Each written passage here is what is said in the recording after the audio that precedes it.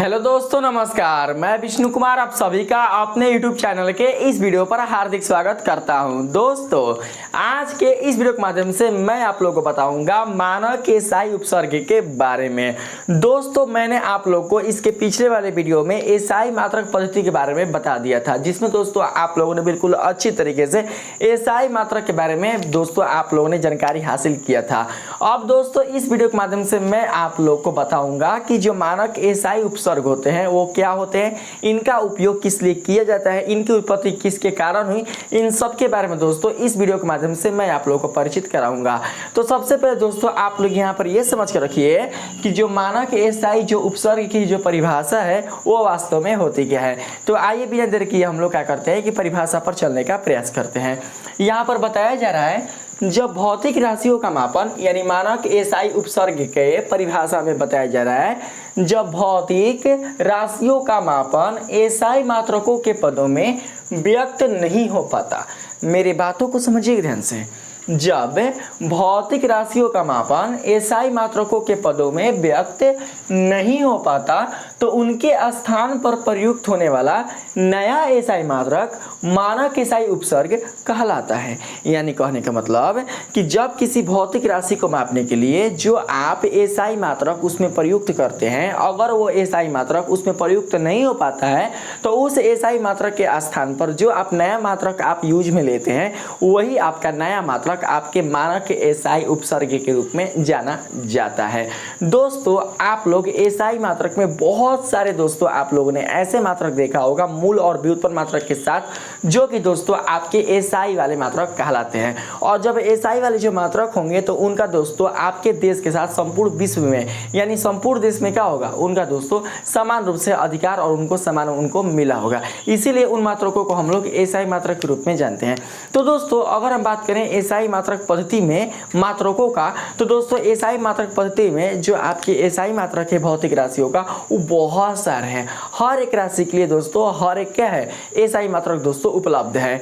तो दोस्तों अगर आप किसी भौतिक राशि को मापते हैं या उसका अगर आप मापन करते हैं तो उनके मापन के लिए जो आपके एसआई पद्धति में जो आपके एसआई मात्रक है अगर उनका वहां पर बिल्कुल उपयोग नहीं हो पाता, यानी कि वे दोस्तों बिल्कुल भी उस चीज को नहीं सुलझा पाते हैं, उसको प्रदर्शित नहीं कर पाते हैं, तो उनके स्थान पर जो आप नया मात्रक यूज में लेते हैं, नया मात्रक प्रयोग में लेते हैं, तो उसी मात्रक को दोस्तों हम लोग मानक एसआई उपसर्ग के रूप में जानते हैं। तो दोस्तों अब यहाँ पर बात ये समझनी है हम लोगों को कि आखिर ऐसी कौन सी भौतिक राशि है जिसके मापन के लिए जो हमारे एसआई मात्रक है उनका प्रयोग बिल्कुल भी नहीं किया जाता। तो सबसे पहले आप लोग अब मेरे बातों को समझिएगा, मैं आप लोग को समझा रहा हूँ, ठीक है। आपको पता होगा दोस्तों कि आपकी लंबाई का जो एसआई मात्रक होता है वो होता है मीटर। ये चीज़ आपको दोस्तों पता है क्या होता है, लंबाई का एसआई मात्रक होता है मीटर, जो कि दोस्तों क्या है एक तरीके का दोस्तों यह एसआई मात्रक है, ठीक है। अब दोस्तों मैं आप लोग को बोलूं कि ये जो मीटर है उसका प्रयोग हम कब करेंगे, जब दोस्तों आप इसका जो मीटर का जो प्रयोग है आप तब कीजिएगा जब किसी वस्तु की जो लंबाई है वो मीटर में मापनी हो। यानी कोई वस्तु अगर आपको मीटर में मापनी रहती है, जैसे कि आपका दोस्तों कोई अगर कपड़ा हो गया या कोई दोस्तों आपका क्या बोलते हैं लकड़ी हो गया, टेबल हो गया, फर्श हो गया या कमरे की चौड़ाई हो गया, अगर उनकी लंबाई को अगर दोस्तों आपको मीटर में मापनी हो तभी आप क्या करते हैं, तभी दोस्तों आप लोग उस राशि का प्रयोग करते हैं, यानी मीटर वाले राशि का प्रयोग करते हैं जो कि आपका एक प्रकार का एसआई मात्रक कहलाता है। अब यदि हम आपसे बोलें कि आपको जैसे कि मान चलते हैं कि आपको जैसे कि दो शहर देते हैं, एक देते हैं हम एक शहर आपको पटना और एक शहर देते हैं दिल्ली, यानी दो शहर है और पटना और दिल्ली एक दूसरे से बहुत ही दूर स्थित है। आप समझ सकते हैं कि पटना जो है वो दिल्ली से कितना दूर हो सकता है। पटना हमारे बिहार की राजधानी तरफ है, यानी वो खुद राजधानी है, और जो दिल्ली है वो सेम भारत की राजधानी है। तो उतना का जो डिस्टेंस है, अब आप ही बताना दोस्तों कि उतनी की जो दूरी है उनके मापन को प्रदर्शित करना क्या मीटर से संभव है? क्या आप उनके मापन को मीटर से दर्शा सकते हैं? क्योंकि मीटर क्या होगा, एसआई मात्रक होगा। तो उस एसआई मात्रक का जो प्रयोग होगा उनकी दूरी के लिए दोस्तों आप लोग प्रयुक्त कर सकते हैं। नहीं कर सकते, क्योंकि दोस्तों जब आप उस मीटर का प्रयोग करिएगा इन दूरियों को मापने के लिए तो इनका जो संख्यात्मक मान होगा वो बहुत ही दोस्तों लंबा मिलेगा, बहुत ही बड़ा मिलेगा, बहुत ही दीर्घ मिलेगा, जो कि दोस्तों बिल्कुल भी भौतिक राशि के लिए मान्य नहीं है, सुनिश्चित नहीं है। तो दोस्तों ऐसी स्थिति में आप लोग क्या करते हैं कि आप लोग इन दो शहरों की जो दूरी है उसे आप लोग किलोमीटर के माध्यम से बताते हैं कि हाँ पटना के जो दूरी है दिल्ली से वो इतना किलोमीटर है, या फिर उत्तर प्रदेश की जो दूरी है वो नेपाल से इतना किलोमीटर की दूरी है। नेपाल तो बहुत दूर चला गया, मान के चलते हैं असम से इतना किलोमीटर की दूरी पर है। यानी कि आप लोग दो शहरों या दो राज्यों या दो राजधानियों की जो दूरी है उसे दोस्तों यानी लंबी जो दूरी है, जो लंबी दूरियाँ होती हैं उसे आप लोग क्या करते हैं किलोमीटर से दोस्तों दर्शाते हैं। तो सोचने वाली बात यह है कि आप लोग किलोमीटर से क्यों दर्शाते हैं, क्योंकि दोस्तों किलोमीटर से इसलिए दर्शाते हैं क्योंकि वहाँ पर आपका जो एसआई मात्रक जो मीटर है वो बिल्कुल भी दोस्तों वहाँ पर प्रयुक्त नहीं हो सकता। यानी वो दोस्तों जो आपका मीटर है वो दोस्तों उतनी लंबी दूरियों के लिए बहुत ही छोटा मात्रक हो गया, बहुत ही दोस्तों क्या हो गया कम मात्रक हो गया। इसीलिए दोस्तों हम लोग उस एसआई वाले मात्रक का जो प्रयोग है वो हम नहीं करते हैं, हम लोग वहाँ पर एक नया मात्रक उपयुक्त में लाते हैं। जो आप नया मात्रक देख रहे हैं वो किलोमीटर, उसी को दोस्तों बोलेंगे मानक एसआई उपसर्ग। यानी कि इस किलोमीटर की सहायता से आप क्या कर सकते हैं कि दो शहरों दो राज्यों के बीच की जो दूरी है उसे दोस्तों आप लोग बिल्कुल अच्छी तरीके से आप उसे मापन कर सकते हैं, यानी कि नाप सकते हैं। आप दो शहरों की जो दूरी है उसे आप बता सकते हैं। मेरी बात को समझ रहे ना। अगर यहीं पर अगर हम आपसे बोलें कि कागज कोई अगर कुट है या कागज है या पन्ना है, अगर उसकी लंबाई मापनी हो या उसकी चौड़ाई मापनी हो, या मान के चलते हैं कि एक ऐसी वस्तु जो मीटर से भी छोटी है, यानी 1 मीटर से भी जो वस्तु छोटी है उसकी अगर मान चलते हैं कि कोई एक चींटी है या कोई क्या बोलते हैं सूक्ष्म जीव है, अगर उसकी लंबाई मापनी हो तो या केंचुए की लंबाई मापनी हो तो उस स्थिति में आप क्या कीजिएगा, उस स्थिति में दोस्तों आपका जो एसआई जो मात्रक है मीटर वो बहुत ही दोस्तों आपका बड़ा मात्रक हो जाएगा। यानी कि इनका जो मापन है वो आपके लिए दोस्तों बिल्कुल भी मीटर के से बिल्कुल भी संभव नहीं हो पाएगा। यानी जो मीटर होगा छोटी वस्तुओं के मापन के लिए वो बहुत ही क्या होगा बड़ा मात्रक बन जाएगा। तो छोटी वस्तुओं के मापन के लिए उनके दोस्तों लंबाई को मापने के लिए वहाँ पर हम लोग मीटर का प्रयोग ना करके हम लोग क्या करते हैं वहाँ पर छोटा मात्रक यूज करते हैं, जैसे कि सेंटीमीटर, मिलीमीटर, इन सब का हम लोग प्रयोग करते हैं। तो आपने देखा कि वहाँ पर भी एसआई मात्रक का प्रयोग नहीं हो रहा है, बल्कि एसआई मात्रक के स्थान पर एक नए मात्रक का प्रयोग किया जा रहा है। तो जो नया मात्रक वहाँ पर प्रयोग किया जा रहा है उसी नए मात्रक को दोस्तों हम लोग बोलते हैं मानक एसआई उपसर्ग। मेरी बातों को समझ रहे ना।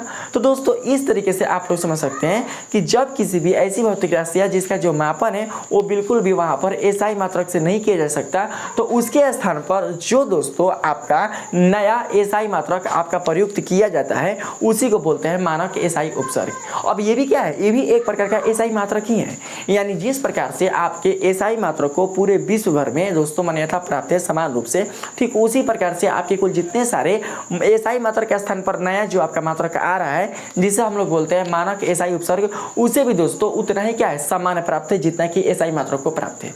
वो भी दोस्तों क्या है, वो भी सर्वव्यापी है।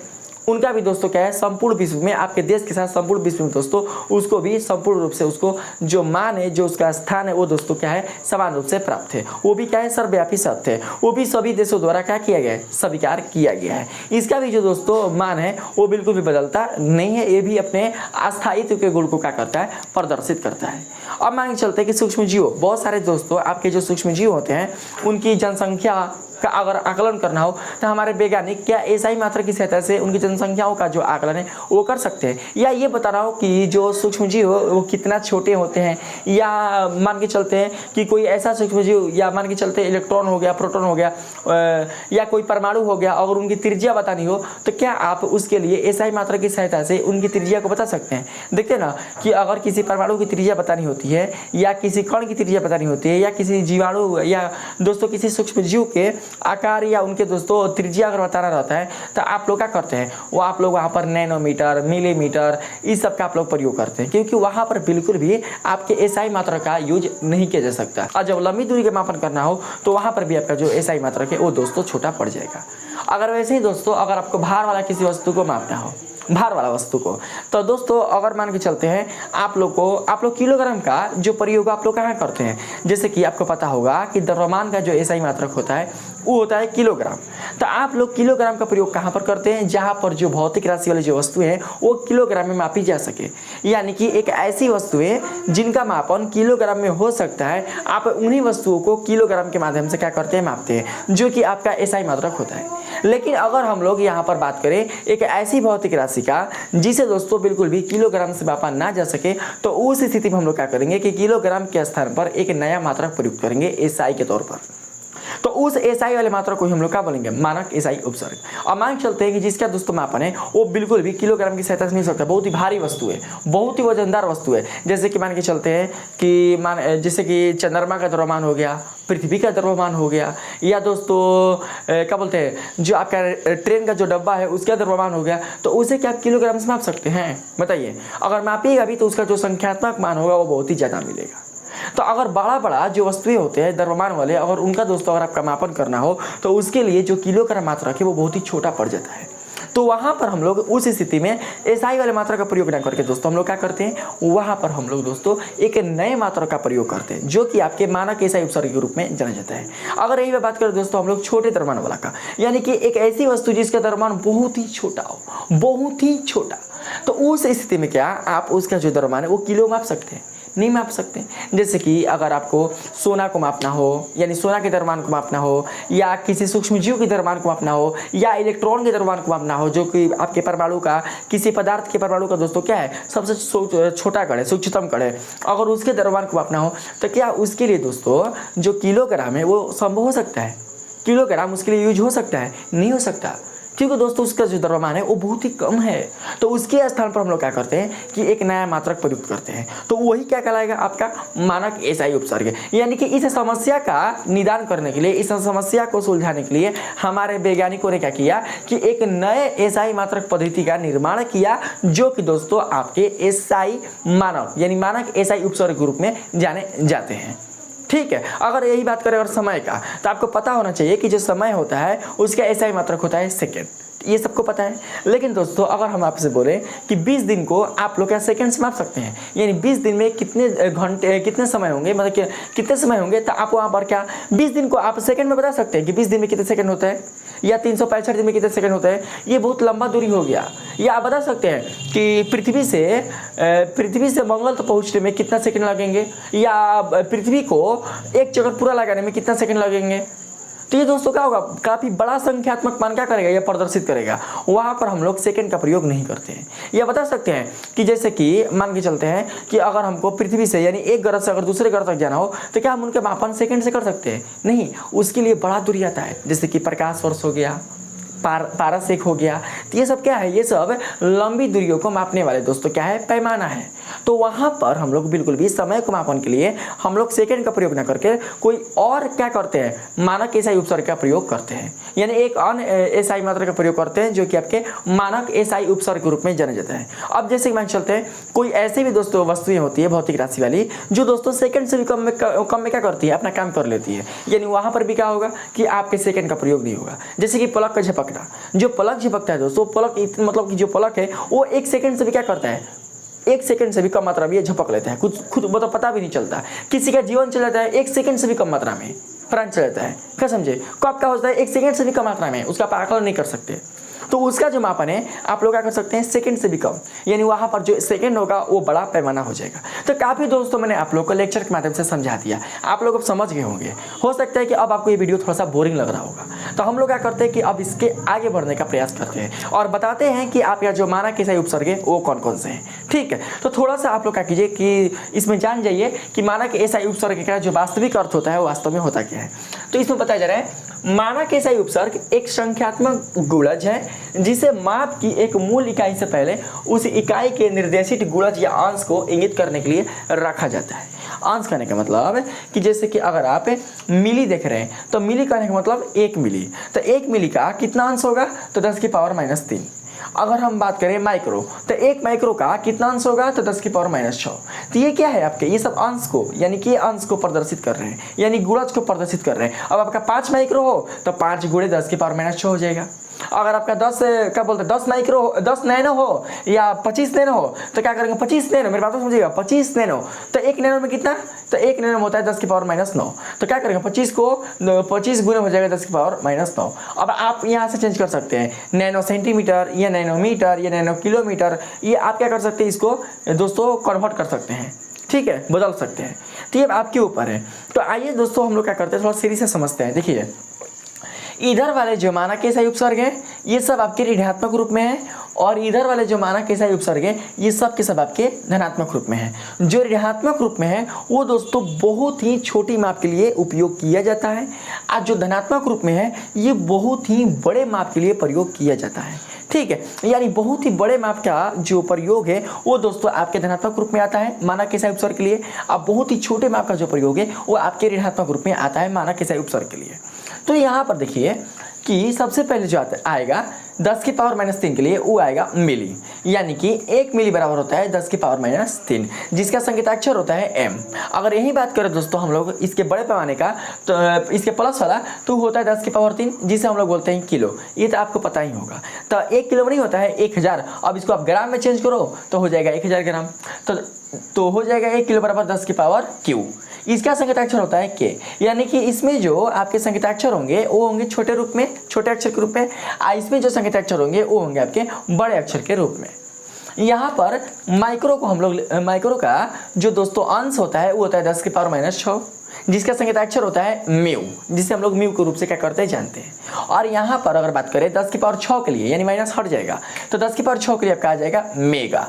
कितना आएगा मेगा, ठीक है। तो मेगा का क्या होता है संकेताक्षर m। देखिए यहाँ पर माइक्रो है तो इसका छोटा m हो गया, ठीक है, यानी थोड़ा म्यू करके बनाएंगे हम, म्यू करके। यहाँ पर और क्या है, यहाँ पर दोस्तों माइनस नहीं है प्लस है, तो यहाँ पर हम लोग क्या करेंगे कि m को कैपिटल कर देंगे, ठीक है। तो 10 की पावर 6 को हम लोग बोलते हैं मेगा। अब बात करते हैं यहाँ पर, तो देखिए नैनो, नैनो तो नैनो से समझिएगा 9, नैनो से 9, यानी कि नैनो कहने का मतलब देखो अब आप लोग कैसे पता करोगे कि नैनो में मतलब कि छोटा वाला मात्रक है कि बड़ा वाला मात्रक है। देखो दोस्तों मैं आप लोग बता रहा हूँ, जो आपके भौतिक राशियों का सबसे छोटा जो मापन करता है उसके प्रत्येक रूप में आपका ओ आएगा, ओ आएगा प्रत्येक रूप में, ओ क्या आएगा प्रत्येक रूप में आएगा। और जो आपका मानक के सही उपसर्ग है जो बड़े भौतिक राशि के लिए उपयोग किया जाता है, बड़े भौतिक राशि के मापन के लिए प्रयोग किया जाता है, उसके प्रत्यय में दोस्तों आएगा आ। क्या आएगा आ, देख सकते हैं माइक्रो ओ। देखो मिली और किलो को छोड़कर, मिली और किलो, क्योंकि ये सब आपको पता होगा, ये सब दोस्तों आप लोगों को जानना जरूरी है, ये आपको पता होगा। तो इन दोनों को छोड़कर देखिए माइक्रो तो ओ, नैनो तो ओ, पीको तो ओ, फेमटो तो ओ, एटो तो ओ, यानी सब में ओ आ रहा है। तो जिसमें ओ आएगा समझेंगे कि वो भौतिक राशियों का सबसे छोटा मापन करेगा, और जिसमें आएगा जैसे मेगा तो आ, जीगा तो आ, टेरा तो आ, पेटा तो आ, एक्सा तो आ, तो ये क्या करेगा कि यह भौतिक राशियों का बड़ा मापन करेगा। तो ऐसे समझ सकते हैं। तो जैसे ही आया नैनो तो आप समझना ओ हाँ भौतिक राशि का छोटा मापन है, तो यहाँ पर क्या करेंगे 9 से क्या बनेगा 9, तो आप क्या करना 10 की पावर -9 कर देना, ठीक। अब यहाँ पर देख सकते हैं पीको, तो यहाँ पर तो कोई ट्रिक नहीं मिल पा रहा है, तो आप लोग यहाँ पर ये समझ के रखना कि जो पीको होगा वो आएगा 12 के लिए, यानी कि 12 के लिए, और वो है तो माइनस लग जाएगा। फेमटो, तो फेमटो का संकेताक्षर होता है एफ, पीको का होता है पी, तो फेमटो का जो अंश होगा वो होगा 10 की पावर -15, ठीक है। तो आप क्या करना, आप फर्स्ट से बनाना 15 मतलब कितना होता है 15, 15 तो 15 मतलब होता है 15, ओ आ रहा है तो माइनस लगा देना, तो हो गया -15।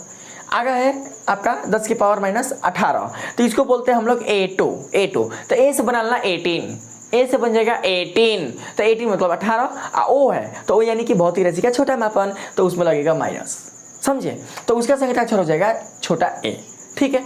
अगला कौन है जेप्टो, तो दोस्तों यहाँ पर ओ आ रहा है, तो इसमें हम लोग क्या करेंगे कि 21 लगा देंगे। तो यहाँ पर तो कोई ट्रिक नहीं मिल पा रहा है, तो दोस्तों आप समझना, देखो 3 का क्या है, 3 का केवल गुणा चाहिए, 3 का 3 3 दूनी 6 3 3 9 3 4 12 3 15 3 18 3 23 3 8 24, समझे। तो यहाँ पर समझ के रखना है कि जेप्टो का होगा आपका ये दोस्तों एक तरीके से 10 की पावर -21 के लिए प्रयुक्त किया जाएगा, ठीक है। अगला है योक्टो तो योक्टो जो होगा वो सबसे दोस्तों आपका लास्ट का है, ये दोस्तों सबसे लास्ट मात्रक है। तो कितना के लिए, तो 24 के लिए। तो 10 के पावर -24 जो होगा वो योक्टो के लिए प्रयुक्त होगा, जिसके संकेताक्षर होता है y, सब में छोटा, इसमें भी छोटा z, इसमें छोटा a, यानी जैसे जैसे नाम है वैसे वैसे क्या यहाँ पर किया गया है। अब देखिए इनके संपूर्ण नाम को अंग्रेजी में हमने क्या किया है, छोटे अक्षर के रूप में लिखा है। मैंने बताया था पीछे में कि अगर आपको किसी भौतिक राशि के मात्रक को अगर उसका संपूर्ण अगर नाम लिखना हो तो संपूर्ण अक्षर छोटे में होने चाहिए, छोटे में। कभी भी आप m को कैपिटल मत लिखना, कभी भी m को आप n को आप कैपिटल n मत लिखना, गलती हो जाएगा। समस्त अक्षर छोटे होने चाहिए। इसमें बात करते हैं हम लोग, देख सकते हैं मेगा। देखिए भले इसका संकेताक्षर m है, लेकिन इसके संपूर्ण नाम को दोस्तों क्या किए गए हैं, आपको अंग्रेजी वर्णमाला में यहाँ पर छोटे अक्षर के रूप में लिखा गया है। सब छोटे अक्षर के रूप में है, भले संकेताक्षर बड़े रूप में है, लेकिन संपूर्ण मान को छोटे अक्षर के रूप में लिखा गया है। ठीक है, तो किलो तो 10 के पावर 3। ठीक है, ये समझ में आ रहा है। मेगा, मेगा यानी आ रहा है तो बड़ा मापन, तो मेगा में क्या होगा, 10 के पावर 6 आ जाएगा। ठीक है, इसमें तो दोस्तों कोई ट्रिक नहीं बन पा रहा है।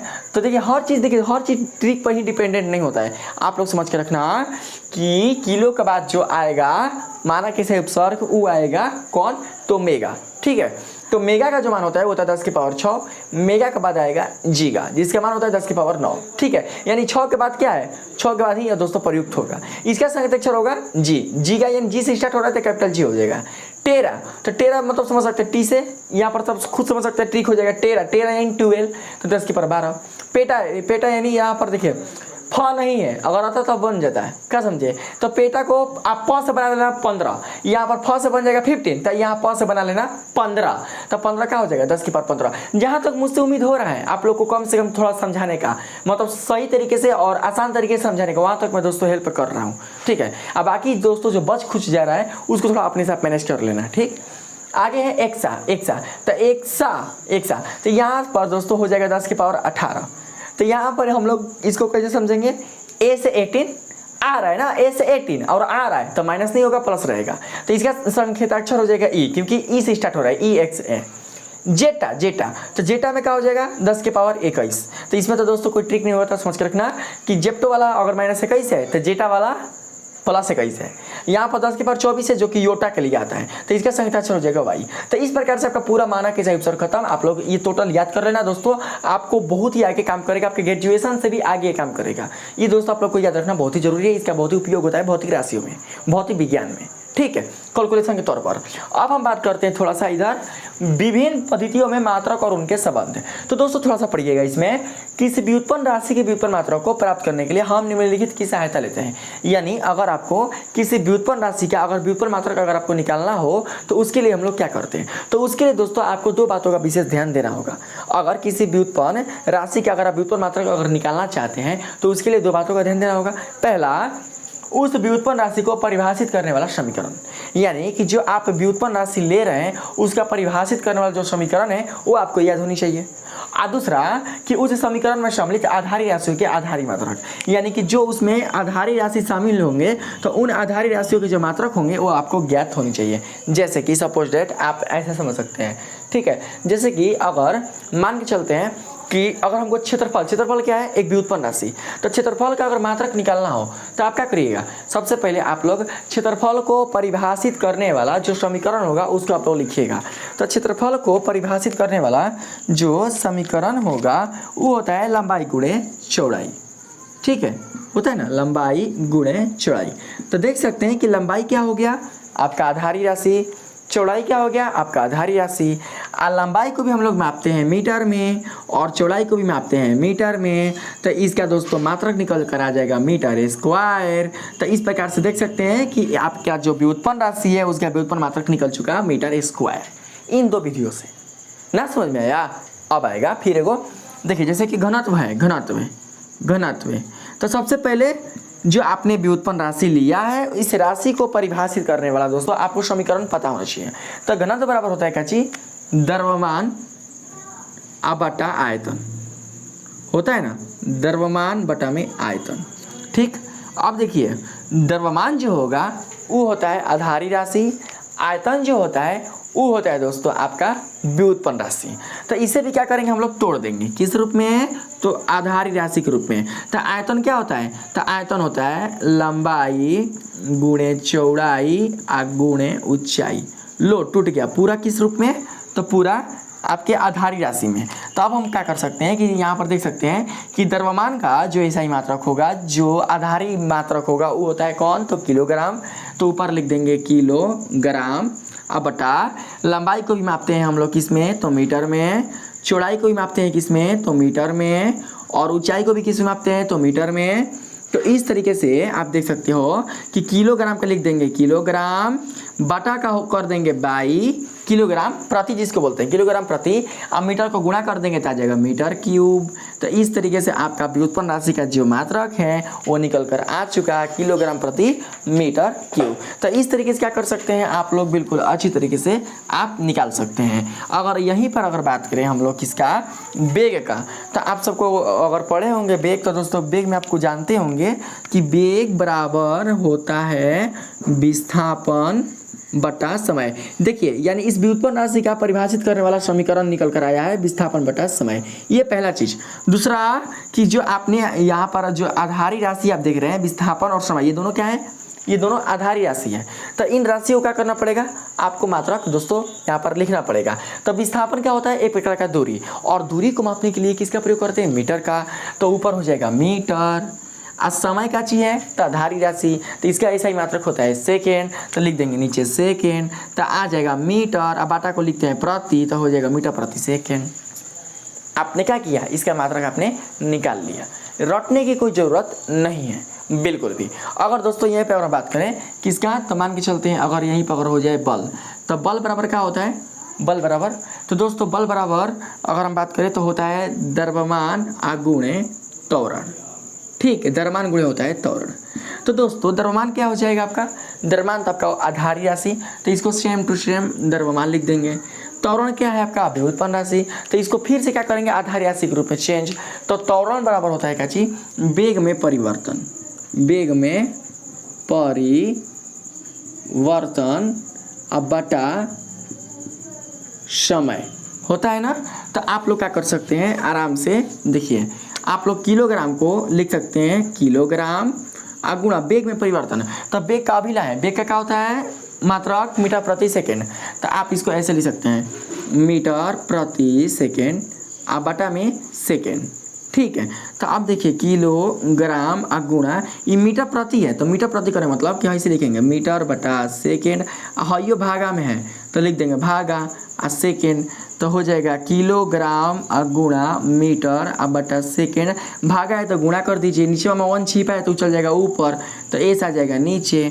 तो देख सकते हैं, हो सकता है नीचे दिखेगा आप लोग को किलोग्राम, और आपका किलोग्राम को मीटर से गुणा कर देंगे तो किलोग्राम मीटर प्रति सेकेंड स्क्वायर, ए स्क्वायर से गुणा करेंगे क्या हो जाएगा, किलोग्राम मीटर प्रति सेकेंड स्क्वायर। यही क्या होगा, आपके बल का मात्रक निकल कर आएगा, जिसे हम लोग न्यूटन ग्रुप में क्या करते हैं जानते हैं। तो इस तरीके से आप लोग कुल जितने सारे आपके व्युत्पन्न आपके राशियां हैं उनके आप मात्रक बिल्कुल अच्छी तरीके से इन 2 नियमों के माध्यम से निकाल सकते हैं। तो दोस्तों आज का जो वीडियो है इसे मैं यहीं पर स्टॉप करता हूं। अगर आपको ये वीडियो अच्छा लगा है, इस वीडियो के माध्यम से आप लोगों ने मानक के इकाई उपसर्ग और व्युत्पन्न राशियों से व्युत्पन्न मात्रक को निकालना पर अच्छे से सीख गया होगा। तो दोस्तों समझिए कि आपका जो क्लास 9 का जो पहला चैप्टर है विज्ञान एवं मापन, वो बिल्कुल अच्छे तरीके से कंप्लीट हो चुका। अब इसका अगला जो वीडियो आएगा दोस्तों, वो दोस्तों आपका कनेक्टेड रहेगा किससे, तो आपके दूसरे चैप्टर से जो कि आपके गति से संबंधित है। तो उसमें हम लोग क्या करेंगे कि अच्छी तरीके से गति को समझेंगे कि गति क्या होती है, और गति से संबंधित जो दोस्तों तथ्य होंगे उसके बारे में मैं आप लोग को परिचित कराऊंगा। तो अगर ये वीडियो अच्छा लगा है तो इस वीडियो के माध्यम से दोस्तों आप लोग अपने दोस्तों में शेयर कीजिएगा, ज़्यादा से ज़्यादा इसको लाइक कीजिएगा, सब्सक्राइब कीजिएगा, और पसंद आए तो दोस्तों आप लोग इसे सब्सक्राइब करना नहीं भूलिएगा। आज के लिए इतना ही, मिलते हैं अगले वीडियो में, तब तक के लिए धन्यवाद।